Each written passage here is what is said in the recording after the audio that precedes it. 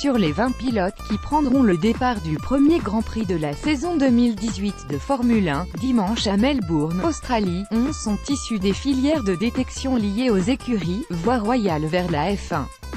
Le principe est simple, Red Bull, Renault, Ferrari, Mercedes et McLaren sélectionnent des espoirs du sport automobile, plus ou moins nombreux selon la philosophie de la maison, et les accompagnent dans les catégories inférieures, quand la plupart n'auraient pas les finances pour s'assurer un volant. Le sport automobile est très cher et il faut du soutien pour passer ces étapes, confirme le britannico-coréen Jack Aitken, 22 ans, membre de la Renault Sport Academy.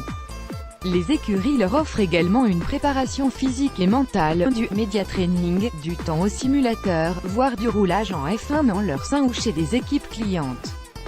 Ça aide beaucoup car ce sont des choses qu'on ne pourrait pas faire seul, fait remarquer le franco-argentin Sacha Fenestra, 18 ans, également soutenu par le constructeur français. Les pilotes qui parviennent au bout de ce processus doivent trouver leur place en F1 chez le constructeur qui a accompagné leur progression. Red Bull, pionnier et modèle, l'intérêt est avant tout sportif, il s'agit de sécuriser le plus tôt possible ce qu'on pense être les grands pilotes de demain, explique Gwen Lagrue, responsable de la filière Mercedes. Ça peut être plus intéressant financièrement que de débaucher des superstars, ne cache pas Mia Charizman, qui dirige le programme junior de Renault, destiné avant tout, selon lui, à « montrer l'ADN de la marque, au-delà du moteur et de la voiture ». Dans le domaine, Red Bull fait figure de modèle avec sa « Junior Team » lancée en 2001 et dirigée par le Dr Helmut Marko, parfois surnommé « Dieu » pour sa capacité à faire et défaire une carrière. Dernier exemple en date, l'éviction du Russe Daniil Kvyat en fin de saison 2017. L'Allemand Sebastian Vettel, quadruple champion du monde avec Red Bull entre 2010 et 2013 et désormais chez Ferrari, est le meilleur exemple de la réussite de cette filière. 2008 GP de Belgique Toro Rosso Vettel Toro Rosso, GP les deux pilotes Red Bull, l'Australien Daniel Ricciardo et le Néerlandais Max Verstappen en sont également issus, comme l'Espagnol Carlos Sainz Jr. Renault, ex-Toro Rosso, et le Français Pierre Gasly, Toro Rosso. L'autre pilote de l'écurie sort de Red Bull, le Néo-Zélandais Brendan Hartley, est aussi passé par ce programme avant d'être remercié au début des années 2010.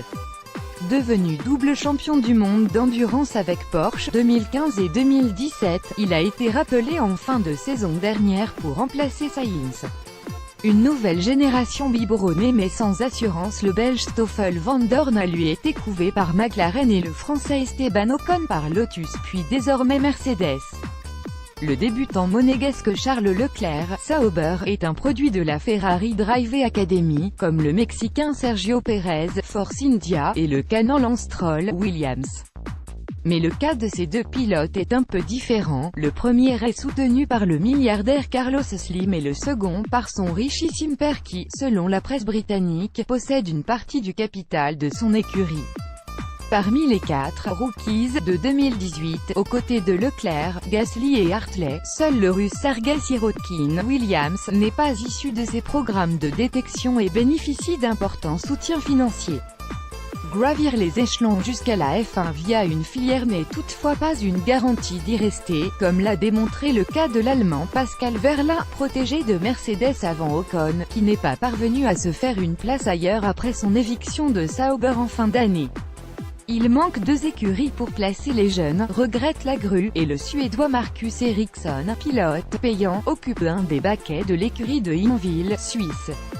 Sur un plateau assez jeune et alors que les carrières s'allongent, gare à l'engorgement, derrière les Britanniques George Russell, 20 ans, et Lando Norris, 18 ans, soutenus respectivement par Mercedes et McLaren, la plupart des filières misent désormais sur de jeunes pilotes évoluant en karting.